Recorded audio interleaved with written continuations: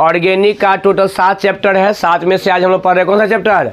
5वां चैप्टर। इससे आपको 4 नंबर के अलावा में क्वेश्चन आते हैं। ठीक है, इसमें बता दें कि जो यह बायोमॉलिक्यूल्स की हम लोग बात कर रहे हैं, नाम से ही क्लियर है, बायो दैट मीन्स जैव। बायो मतलब क्या होता है? जैव। और मॉलिक्यूल, मॉलिक्यूल्स मतलब होता है अणु। क्या होता है? अणु। तो जैव अणु, बायोमॉलिक्यूल्स दैट मीन्स जैव अणु। तो ये हम लोग जो लाइफ के जो हम लोग के जो प्रोसेस है उसमें यह हमारे लिए बहुत ही महत्वपूर्ण है, इम्पोर्टेंट है। इसकी महत्व इम्पोर्टेंसी हम लोग अभी तक नहीं जान रहे हैं, लेकिन आज जो हम लोग पढ़ने वाले हैं उसमें आप इसकी इम्पोर्टेंसी, इसके महत्व को जानेंगे। क्या जानेंगे? इसके महत्व को जानेंगे कि इसका इम्पोर्टेंस क्या है, इसकी महत्व क्या है। क्लियर है? तो चलिए हम लोग आज स्टार्ट करते हैं बायोमॉलिक्यूल्स के बारे में। देखिए बायोमॉलिक्यूल्स में क्या लिखा हुआ है, सब आदमी ध्यान से देखेंगे। यह एक आपको चेन दिखता होगा, नहीं, यह एक चेन दिख रहा है जहां से आप देख रहे होंगे यहाँ पर ये क्या है? फूड है। तो हम लोगों को यह जो बायोमॉलिक्यूल्स है वो मिलता कहाँ से है? बायोमॉलिक्यूल्स सब सारे कहाँ से मिल रहे हैं? हमारे कहीं ना कहीं हमारे लिए भोजन, समझ गए ना? इसीलिए कहा जाता है जो भोजन जो है ना वो आपको हमेशा स्वच्छ भोजन और अच्छा भोजन करना चाहिए। समझ गए? ताकि आपके बॉडीज को बहुत सारे न्यूट्रॉन्स वगैरह, विटामिन, क्या कहते हैं उसको, प्रोटीन्स, नहीं मिनरल, ये सब सारा चीज़ मिलता रहे।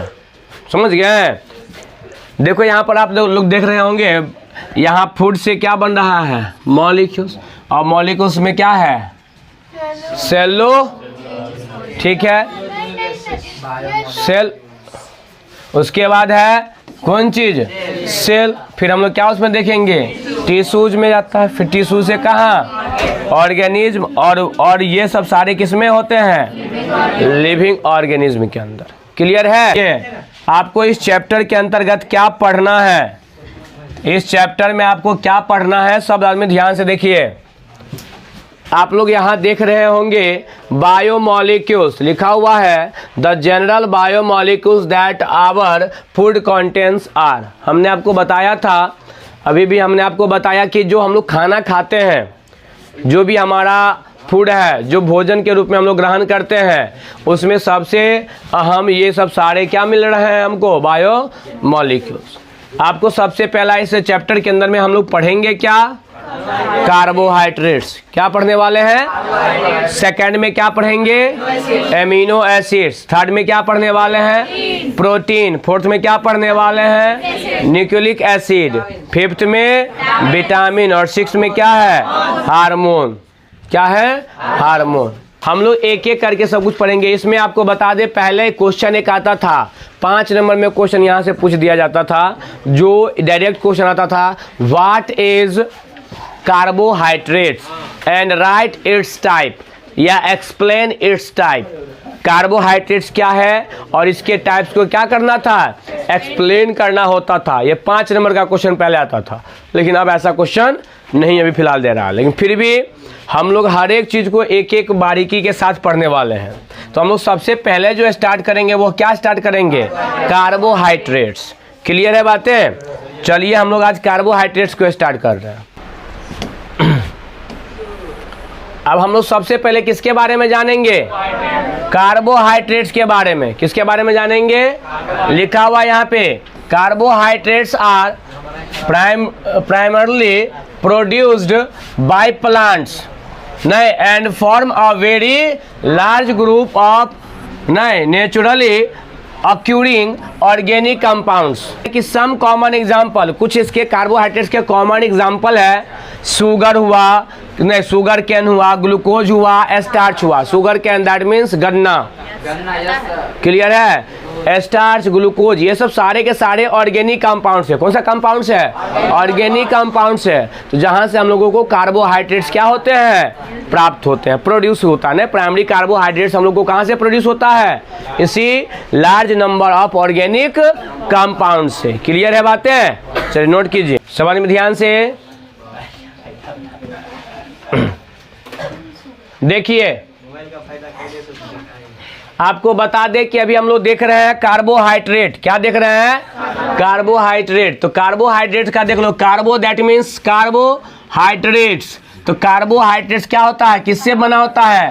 कार्बन और प्लस वाटर के मॉलिक्यूल होते हैं। कहोगे कैसे होते हैं वाटर के मॉलिक्यूल? तो मैं बता दूं, इसका जनरल फार्मूला हम लोग लिखते हैं CnH2n। सॉरी गलती से मिस्टेक हो गया। इसका जनरल फार्मूला होता है CxH2O into Y। समझ गए? यह इसका जनरल फार्मूला होता है किसका? कार्बोहाइड्रेट का। जहां हम लोग देख सकते हैं X बराबर भी हो सकता है Y के और X बराबर नहीं भी हो सकता है किसके? Y के। क्लियर है? हाँ, तो हम लोग अभी उसी चीज को देख रहे हैं। यहां से ध्यान से देखिएगा। जैसे मैं अगर बात करूं इसका सिंपलेस्ट रेशियो, तो इसका सिंपलेस्ट रेशियो अब क्या निकालोगे? C का 1 हो जाएगा ना 1। C H का 2 गो है तो 2 O 1 मॉलिक्यूल्स। क्लियर है अभी? तो ये आपको समझ में आ गया कि कार्बोहाइड्रेट्स में क्या क्या बना होता है। कार्बन और वाटर मिले होते हैं। ये इस दोनों से मिलकर के कार्बोहाइड्रेट्स बने होते हैं, जिसका general formula CxH2O into Y हो, नहीं हम लोग कहते हैं Y होता है। अब यहाँ से हम लोग देख रहे हैं इसका जो रेशियो आपसे पूछेगा, सिंपलेस्ट रेशियो कार्बोहाइड्रेट्स के, तो क्या बोलेंगे? 1:2:1 कहते हैं। हमने आपको बता दिया इसमें X और Y बराबर हो भी सकता है, X और Y बराबर नहीं भी हो सकता। मैं अगर बराबर लेके देखूं तो आप लोग ग्लूकोज का फॉर्मूला सबसे अच्छा तरीका से जानते होइएगा। अगर मैं X के जगह पर 6 बैठा दूं, Y के जगह पर 6 ले लूं, दैट मीन्स X बराबर है किसके? Y के। क्लियर है?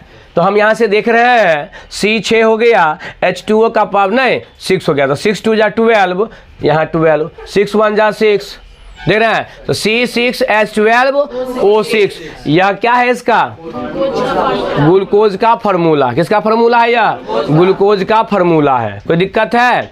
अगर इसे सुक्रोज की बात करें तो इसमें आप देखोगे कि X बराबर नहीं है किसके? Y के, क्योंकि यहाँ पर X का वैल्यू 12 है और Y का वैल्यू कितना है? 11 है। तो C12 H22, 11 2 जा 22, 11 1 जा 11। कहने का सेंस हुआ कि आप यहाँ से देख सकते हैं सुक्रोज का जो फार्मूला होता है, मॉलिक्यूलर फार्मूला, वो C12 H22O11 होता है, जहाँ X बराबर नहीं है Y के। क्या कोई दिक्कत? चलिए इसको नोट कर लीजिए सब आदमी। अभी हम आपको बताए थे कि कार्बोहाइड्रेट्स का जनरल फार्मूला क्या होगा। नहीं, formula can be written as CxH2O_Y। यहाँ भी नहीं है, ये Y है। क्लियर है? वेयर नहीं, हेयर X = Y हो भी सकता है और नहीं भी हो सकता है। इसको नोट कर लीजिए समझ में। क्या लिखा हुआ है यहाँ पे?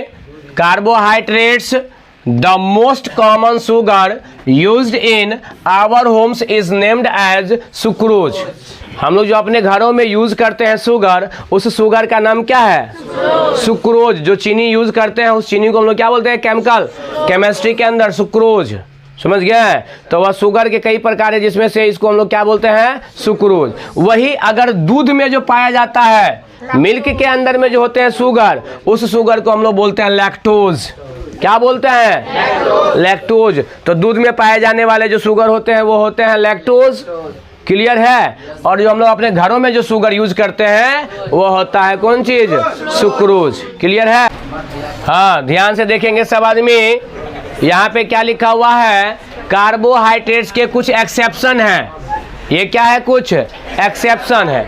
देखो एसिटिक एसिड, इसको अगर हम लोग वैसे जनरल फार्मूला जो इसका लिख रहे हैं, C मॉलिकुलर फार्मूला हो जाएगा इसका C2, 1 1 2 C है, H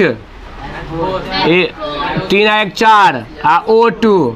तो ये इसको इसमें हम लोग देखेंगे X बराबर है किसके? Y के, क्योंकि X का भी वैल्यू 2 है और Y का भी वैल्यू क्या हो जाएगा? 2 हो जाएगा। बैठा देंगे तो नहीं बन जाएगा यह CH3COOH एसिटिक एसिड।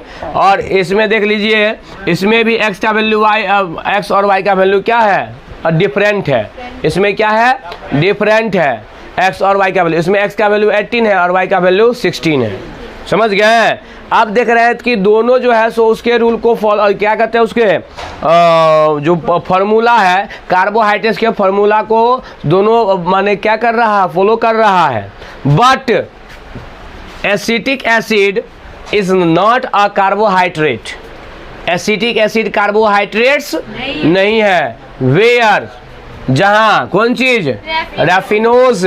रेफिनोज एक क्या है, कार्बोहाइड्रेट्स है। रेफिनोज क्या है, कार्बोहाइड्रेट्स है, लेकिन एसिटिक एसिड कार्बोहाइड्रेट्स नहीं है। या इसके एक्सेप्शन में है, किसमें है, कार्बोहाइड्रेटन के एक्सेप्शन में। अगर आपसे पूछेगा कि एसिटिक एसिड्स क्या कार्बोहाइड्रेट्स है तो बोलेंगे नहीं है। ये जबकि इसके रूल को फॉलो कर रहा है, देख रहे हो ना, इसके जो क्या कहते हैं जो फार्मूला था, जनरल फार्मूला, उस पर यह पूरा फिट कर रहा है। उसके बावजूद भी यह कार्बोक्सिलिक एसिड क्या नहीं है, कार्बोहाइड्रेट्स नहीं है, लेकिन रेफिनोज है। उसके बाद कहता है it indicates all the compounds which fit into this formula may not be classified as carbohydrates. मैंने आपको पहले बता दिया ये जो कंपाउंड्स है ये सारे कंपाउंड्स किस पे फिट हो रहा है, इसके फार्मूला पे, कंपाउंड्स के फार्मूला पे फिट हो रहा है, लेकिन यह कार्बोहाइड्रेट्स नहीं है।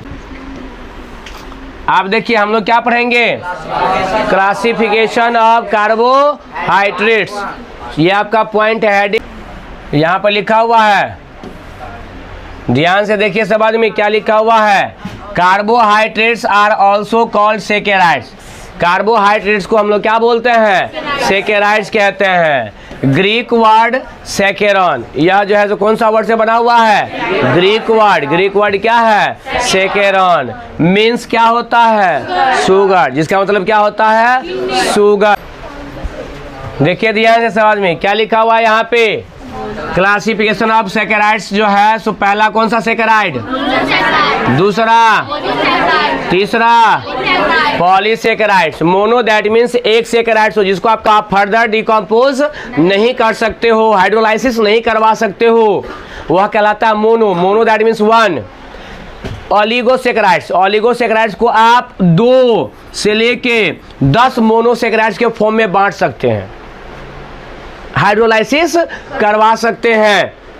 और कितने मोनोसेकेराइड्स आप प्राप्त कर सकते हो, 2 से 10 तक आप मोनोसेकेराइड्स प्राप्त कर सकते हो। इस टाइप्स को हम लोग बोलते हैं ऑलिगोसेकेराइड्स। और पॉलीसेकेराइड्स के जो नंबर होते हैं वो लार्ज, नाम से ही क्लियर है, पॉली, पॉली दैट मीन्स बहुत सारा, समझ गए हैं। तो जो लार्ज मात्रा में हम लोग अधिक मात्राओं में क्या करते हैं, इसको मोनोसेकेराइड्स को बनाते हैं, हाइड्रोलाइसिस करवाते हैं, वो आपको कहलाता है कौन चीज, वो आपको कहलाता है पॉलीसेकेराइड्स। क्या कहलाता है, पॉलीसेकेराइड्स। तो सबके बारे में हम लोग एक एक करके आगे पढ़ेंगे।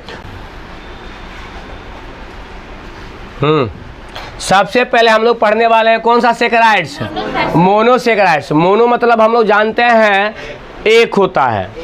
अब एक चीज को आप बांट सकते हो क्या, उसको आप डिकम्पोज कर सकते हो क्या। जैसे मान लेते हैं अभी हम हैं, तो हम अभी मोनो हैं, अभी हम क्या है, मोनो है। आप हमको बांट दोगे, आप किसको जाके क्या बोलोगे, हमसे कोई झगड़ा होगा क्या, अकेले हैं हम, अकेले से झगड़ा करेंगे। अगर वही पता चल जाए कि सर जी का मैडम आ गई है, आप तो तुम लोग जो है सो क्या करोगे, क्या करोगे, अभी अकेले हैं मोनो, उसके बाद हो जाएगा डाई, दूगो।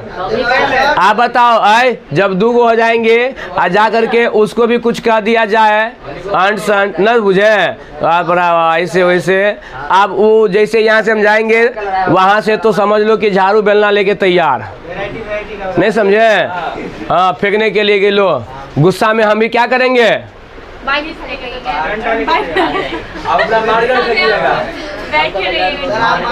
घूम के आ जाएंगे, अंदर जेबे नहीं करेंगे।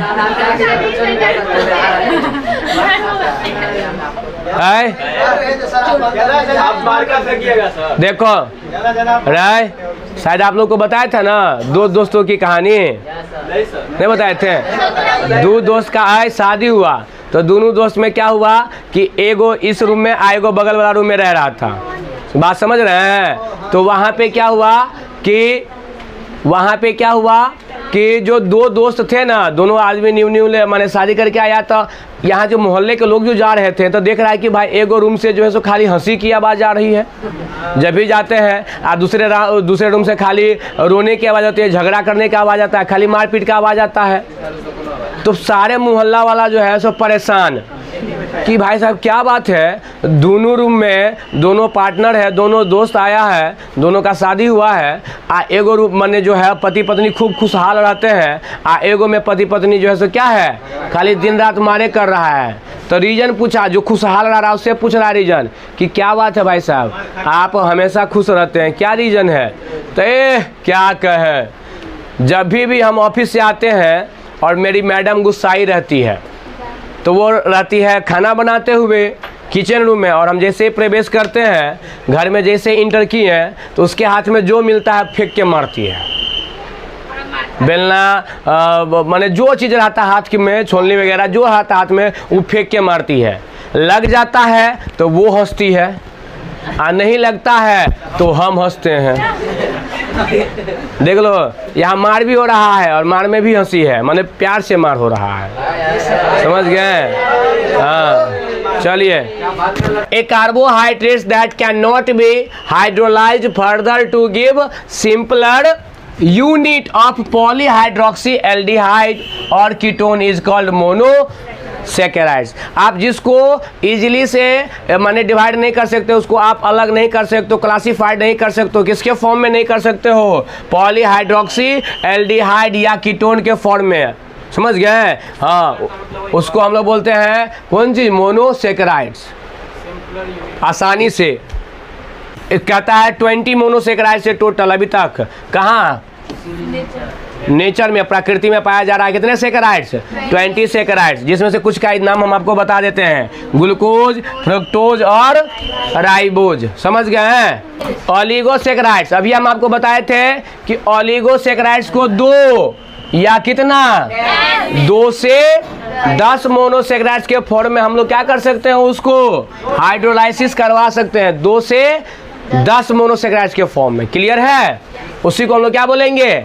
ओलिगोसैकेराइड्स बोलते हैं। दे आर फर्दर क्लासिफाइड्स, इसको हम लोग जो क्लासिफाइड करेंगे, अगर 2 रहेगा तो डाई, 3 गो अगर मोनोसैकेराइड्स रहेगा तो ट्राई, 4 गो रहेगा तो टेट्रा, 5 रहेगा तो पेंटा, etc. Depending upon the number of monosaccharides which provide on hydrolysis. समझ गए? तो क्या कह रहा है कि जो इसको हम लोग क्लासिफाइड कर सकते हैं ओलिगोसैकेराइड्स को फर्दर ही, वह कितने 2 से लेके 10 तक। 2 रहेगा तो डाई, 3 रहेगा तो ट्राई, 4 रहेगा तो टेट्रा सैकेराइड बोलेंगे। क्लियर है? तो जैसे है सुक्रोज, सुक्रोज को तोड़ेंगे तो वह कौन सी चीज में टूटता है? ग्लूकोज और फ्रुक्टोज में। माल्टोज को तोड़ेंगे तो ग्लूकोज और ग्लूकोज के 2 गो मोनोसैकेराइड्स मिलते हैं। यहाँ पर भी 2 गो मिल रहा है, यहाँ भी 2 गो मिल रहा है, इसीलिए सुक्रोज को डाइसैकेराइड बोलते हैं। क्या बोलते हैं? डाइसैकेराइड, क्योंकि इसमें कितने मोनोसैकेराइड्स हैं? 2। कौन कौन? ग्लूकोज और फ्रुक्टोज। नोट क्या कह रहा है, ध्यान से, नामे से क्लियर है। पॉली तो लिखा हुआ है यहाँ पे, carbohydrates which yield a large number of monosaccharides unit. जब इसको अधिक माने पार्टों में मोनोसैकेराइड्स को हम लोग क्या कर सकते हैं? हाइड्रोलाइज्ड करवा सकते हैं। समझ गए? लार्ज, अधिक मात्रा में मोनोसैकेराइड्स की अधिक मात्रा में उसके यूनिट्स मिलेंगे, मोनोसैकेराइड्स के यूनिट्स मिलेंगे, ठीक है? तो वो आपको क्या कहलाएगा? पॉलीसैकेराइड्स। क्या कहलाएगा? क्लियर है? Carbohydrates which yield a large number of monosaccharide unit. समझ गए ना कि जब भी जिस कार्बोहाइड्रेट्स को आप हाइड्रोलाइसिस करवाएंगे और वो अगर कार्बोहाइड्रेट्स लार्ज नंबर में 10 से अधिक, समझ गए, लार्ज नंबर में अगर अपने मोनोसैकेराइड्स के यूनिट को फॉर्म करता है, बना लेता है, हाइड्रोलाइज्ड करवा लेता है, तो वो आपको कहलाता है पॉलीसैकेराइड्स। जैसे एग्जांपल में दिया है स्टार्च, सेलुलोज, ग्लाइकोजेन, गम, etc. ये सब सारे के सारे क्या है? पॉलीसैकेराइड्स है। क्लियर है? तो ये क्लासिफिकेशन आपका यहीं तक क्या हो गया, खत्म। नेक्स्ट हम लोग अगला वीडियो में क्लास में इससे आगे देखेंगे। ठीक है, तो चलिए इति श्री रेवाखंडितमो अध्याय समाप्त। फिर हम लोग कल मिलेंगे अगले एपिसोड में। तब तक के लिए आप लोग हंसते रहें, मुस्कुराते रहें और माँ अम्बे का आप पे कृपा बनी रहे और आप लोग इसी तरह से केसीसी चैनल को देखते रहें। Thank you.